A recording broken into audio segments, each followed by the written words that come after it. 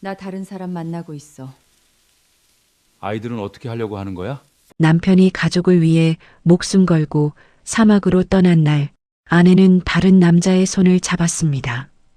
그가 중동의 뜨거운 태양 아래서 아이들 학비를 벌 때 그의 집에는 낯선 남자의 구두가 놓여 있었습니다.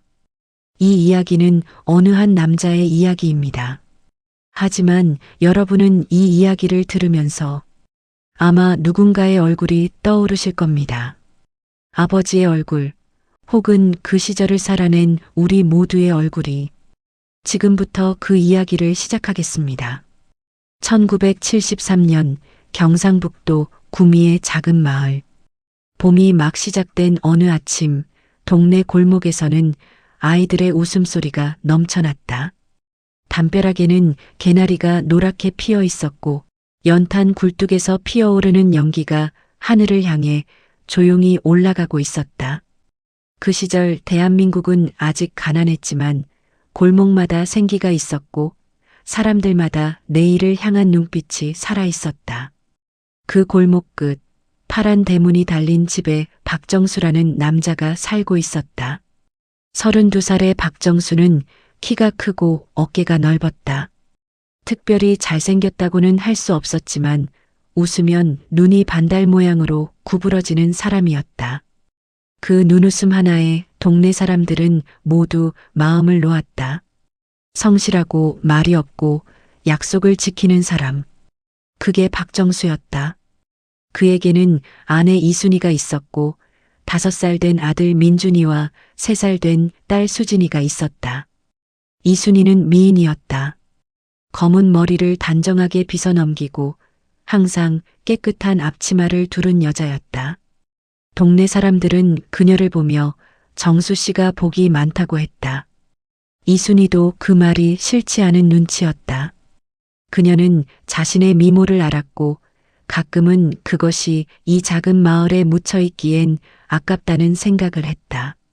하지만 아이들이 그녀 곁에서 웃으며 뛰어다닐 때만큼은 그런 생각들이 연기처럼 사라지곤 했다. 박정수는 구미의 작은 철물 공장에서 기술직으로 일하고 있었다. 월급은 많지 않았다. 쌀가, 연탄가, 아이들 분유값을 계산하고 나면 손에 남는 돈이 거의 없었다. 그는 밤마다 가계부를 들여다보며 한숨을 쉬었다. 더 잘해주고 싶었다. 아이들에게 더 좋은 것을 먹이고 아내에게 예쁜 옷 한 벌이라도 사주고 싶었다. 하지만 현실은 언제나 그의 바람보다 좁았다. 그러던 어느 날이었다. 공장 동료 허성대가 눈을 빛내며 그에게 다가왔다. 정수야, 너 중동 얘기 들었어? 사우디아라비아 파견 근로자 모집한다는 거. 정수는 처음에는 귀담아 듣지 않았다. 중동이라니. 그게 어디 있는 나라인지도 제대로 몰랐다. 지도 위에서 사막이라고만 알고 있는 먼 나라. 하지만 성대가 꺼낸 숫자가 그의 귀를 붙잡았다. 월급이 여기 10배야. 10배. 3년만 버티면 집도 살 수 있어. 그날 밤 정수는 오래도록 잠을 이루지 못했다. 그는 며칠을 혼자 고민했다. 아이들의 얼굴을 보았다. 민준이는 이제 학교에 가야 했다. 수진이는 자라면서 더 많은 것이 필요할 것이었다. 집도 좁았다. 겨울이면 방 안에서도 입김이 보였다. 그는 이순이에게 조심스럽게 말을 꺼냈다. 순이야, 나 사우디 파견 생각해봤어. 이순이는 밥을 퍼던 주걱을 내려놓았다. 잠시 침묵이 흘렀다. 얼마나 가 있어야 해? 2년, 아니면 3년. 그녀의 눈이 흔들렸다. 3살 아이를 안고 남편도 없이 3년을 어떻게 버티냐는 말이 목구멍까지 올라왔다. 하지만 그녀도 알고 있었다. 이 좁은 집에서 이 빠듯한 살림으로는 아이들에게 제대로 된 미래를 줄 수 없다는 것을 알았다. 아이들은 내가 볼게 조심히 다녀와.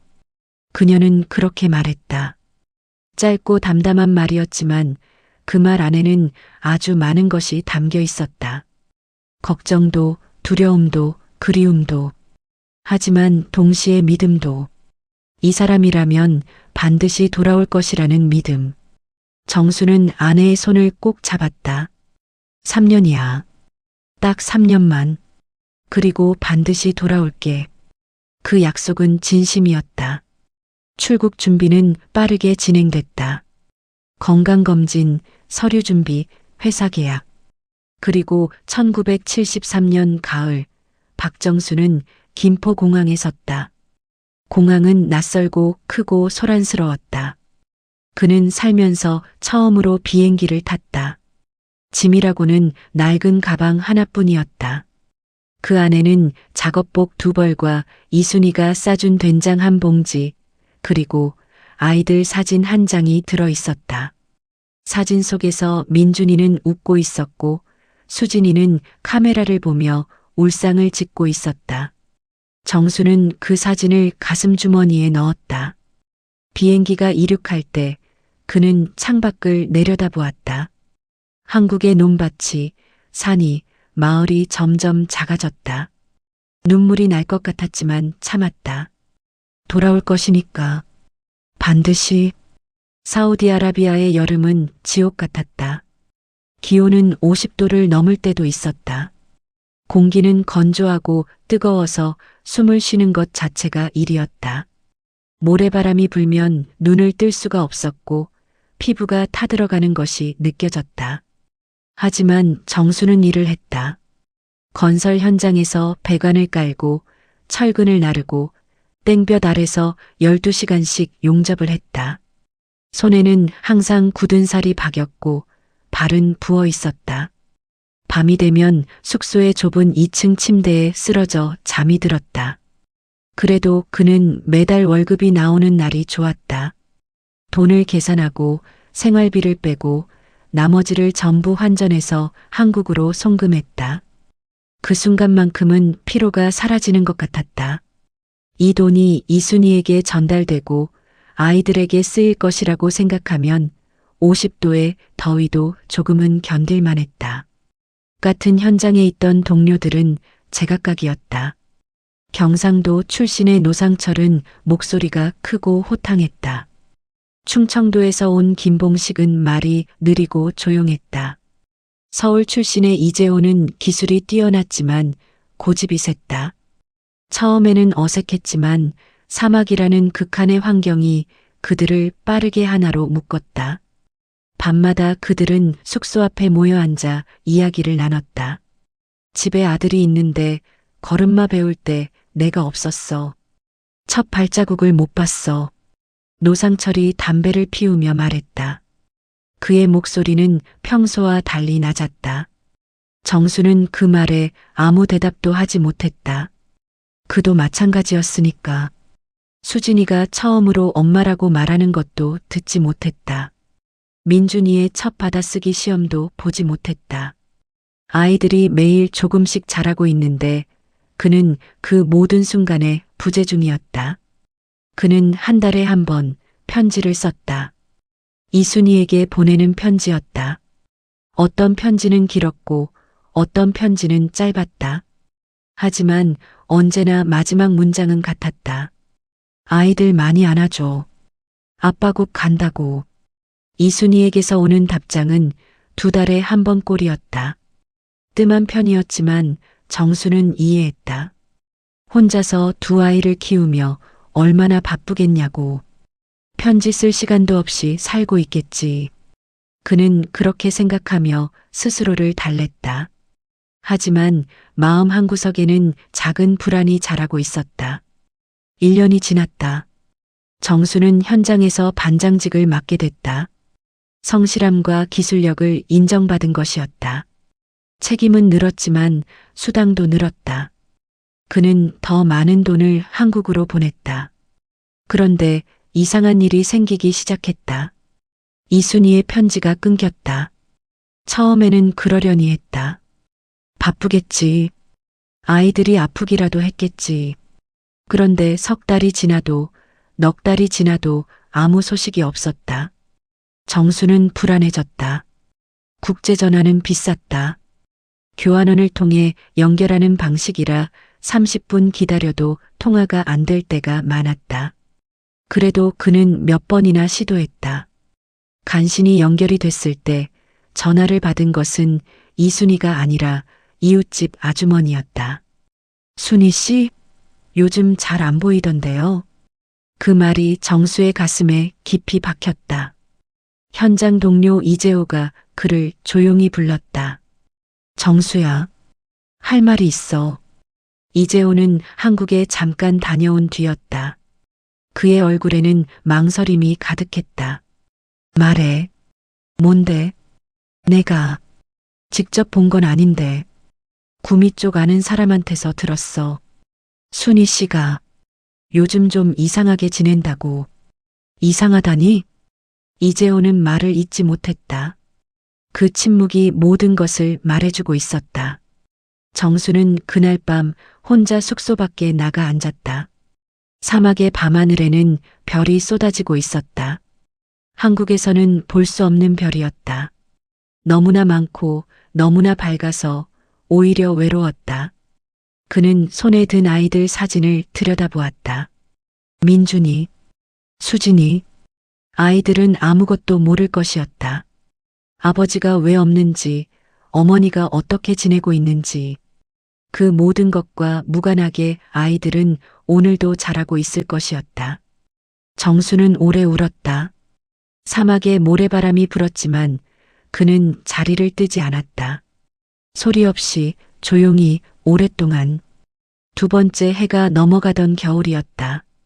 정수는 결국 한국에 전화를 연결하는 데 성공했다.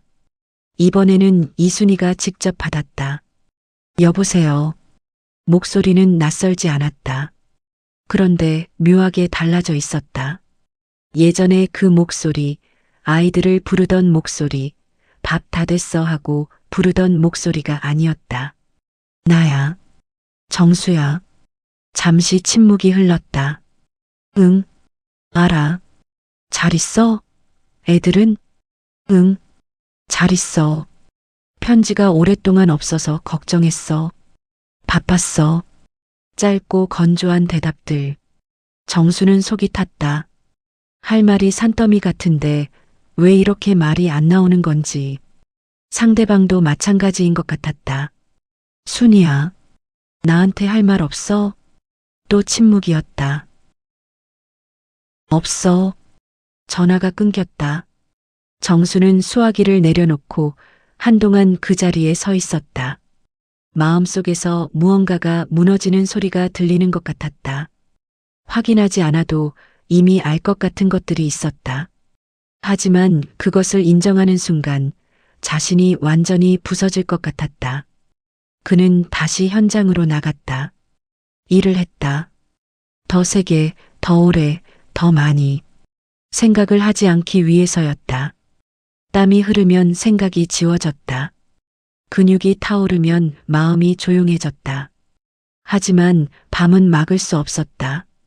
꿈에서 그는 항상 집으로 가고 있었다. 파란 대문을 열면 아이들이 뛰어나왔다. 이순이가 앞치마를 두르고 나왔다. 모든 것이 떠나기 전과 같았다. 그러다 잠에서 깨면 주변에는 사막의 모래와 동료들의 코 고는 소리뿐이었다. 2년 계약이 끝나갈 무렵 회사에서 1년 연장을 제안했다.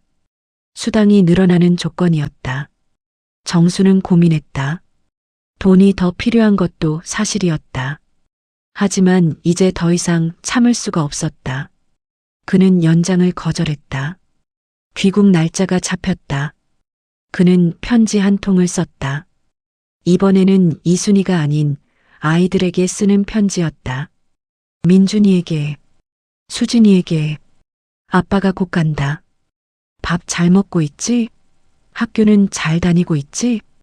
아빠가 보고 싶어서 매일 밤 너희 사진을 봤어. 아빠가 많이 늦었지? 미안해. 이제 갈게. 기다려. 편지를 봉투에 넣으면서 그는 손이 떨리는 것을 느꼈다. 집에 가면 어떤 일이 기다리고 있을지 그는 이미 어느 정도 알고 있었다. 좋은 일이 아닐 것이라는 것도. 하지만 그래도 가야 했다. 아이들이 거기 있으니까. 그 아이들 곁에 있어야 했으니까. 공항에서 비행기를 기다리며 그는 노상철에게 말했다. 아, 집에 가면 뭐 할 거야? 노상철은 잠시 생각하다 말했다. 아들 안아줄 거야. 일단 그것부터. 정수는 고개를 끄덕였다. 나도 그래. 비행기가 김포공항에 내렸다. 1975년 겨울이었다. 한국의 공기는 차고 매서웠다. 2년 반 만에 맞는 한국의 공기. 사막과는 전혀 다른 냄새. 이게 고향이구나 하는 것이 느껴졌다. 공항 출구에는 그를 마중 나온 사람이 없었다. 이순희에게 귀국 날짜를 알렸지만 답장은 없었다. 마중 나오지 않는다는 것을 알았지만 막상 아무도 없는 출구를 나서니 가슴이 아팠다.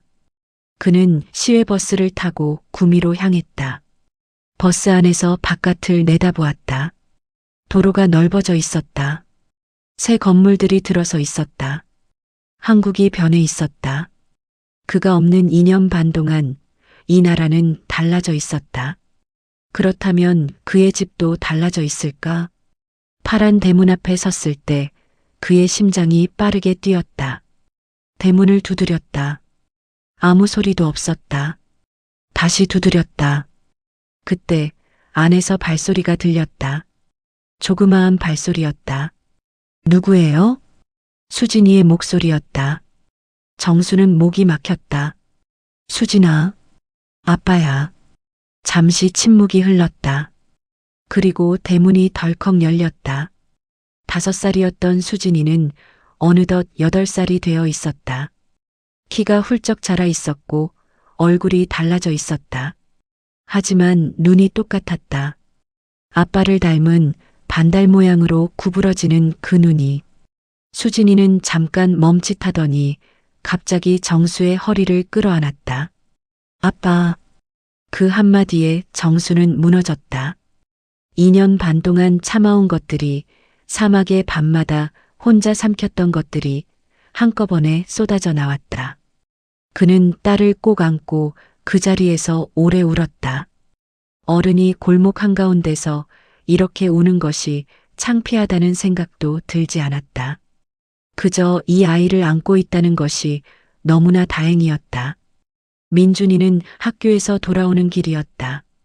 골목 끝에서 가방을 맨 채 뛰어오는 아이를 보았을 때 정수는 손을 들어 흔들었다. 민준이는 멈췄다가 천천히 걸어왔다. 10살이 된 아들은 아버지를 바라보는 눈빛이 복잡했다. 반갑기도 하고 낯설기도 하고 뭔가 할 말이 있는 것 같기도 한 눈빛이었다. 아빠, 그래. 민준아. 민준이는 잠시 아버지의 얼굴을 들여다보다가 말했다. 많이 늙었다. 아이다운 솔직함에 정수는 웃음이 나왔다. 그래, 많이 늙었지. 두 아이를 데리고 집 안으로 들어섰을 때 이순이는 없었다. 집안은 어수선했다. 청소가 제대로 안 된 것이 눈에 보였다. 냄비가 가스레인지 위에 그냥 놓여 있었고 아이들 옷이 방바닥에 흩어져 있었다. 한때 항상 깨끗하고 단정했던 이 집이 이상하게 낯설어져 있었다. 정수는 아이들에게 물었다. 엄마는?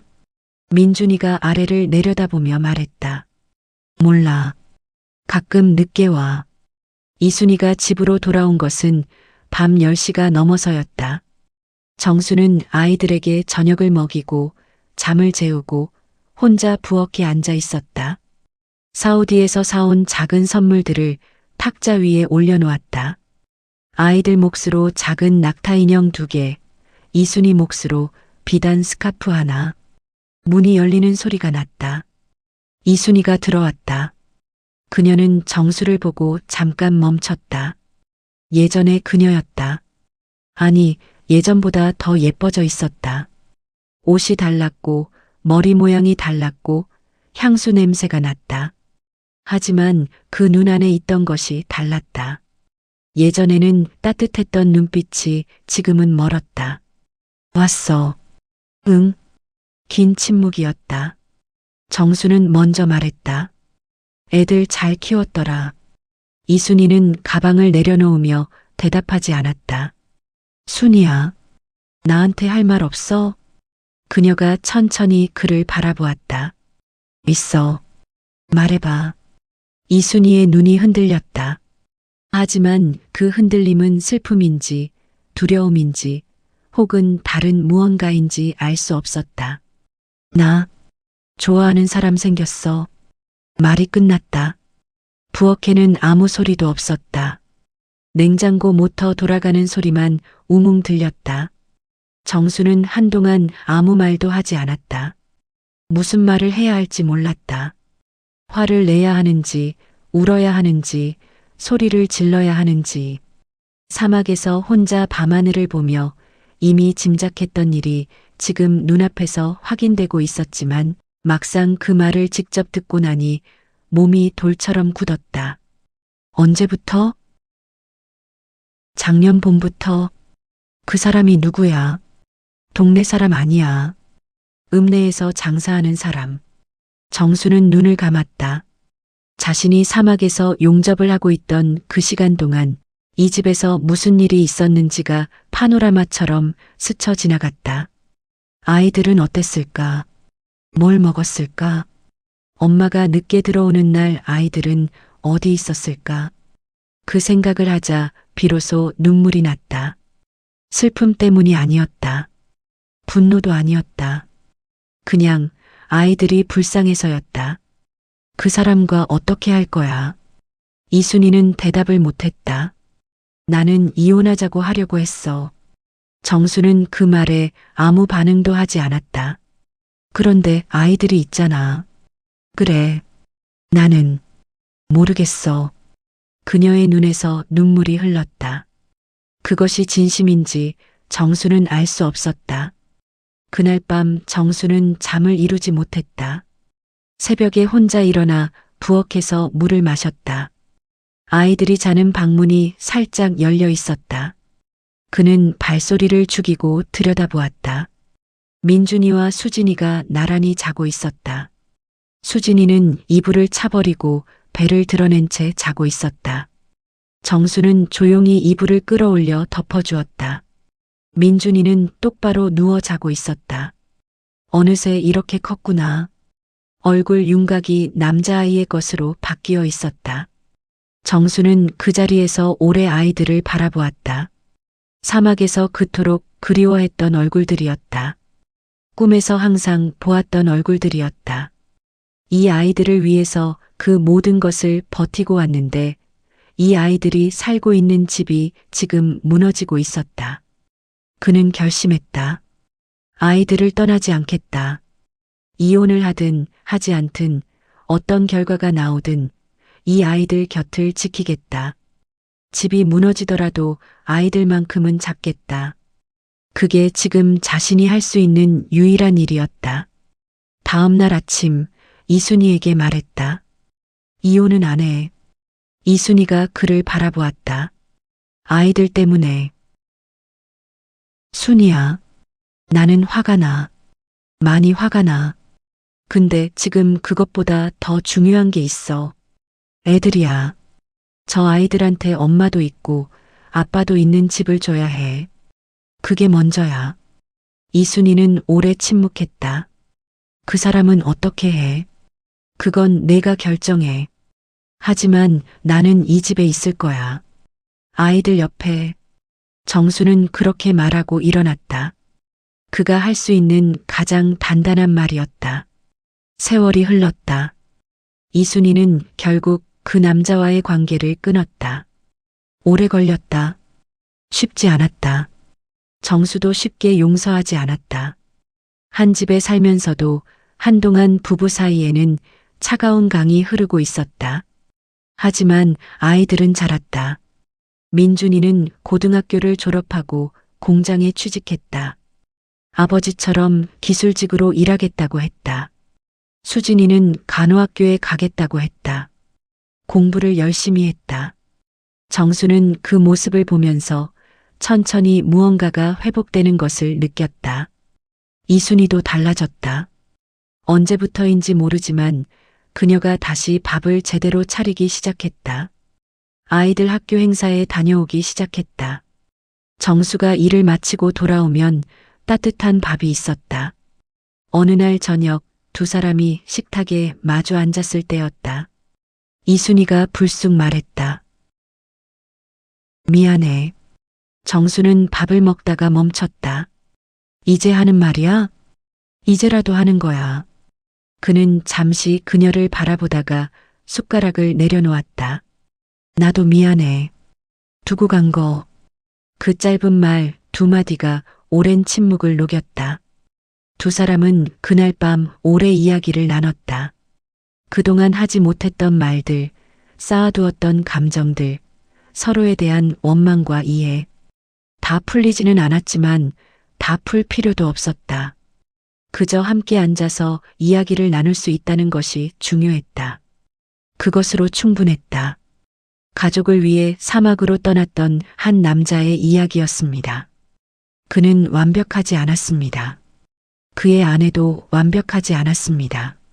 하지만 그들은 무너지면서도 버텼습니다.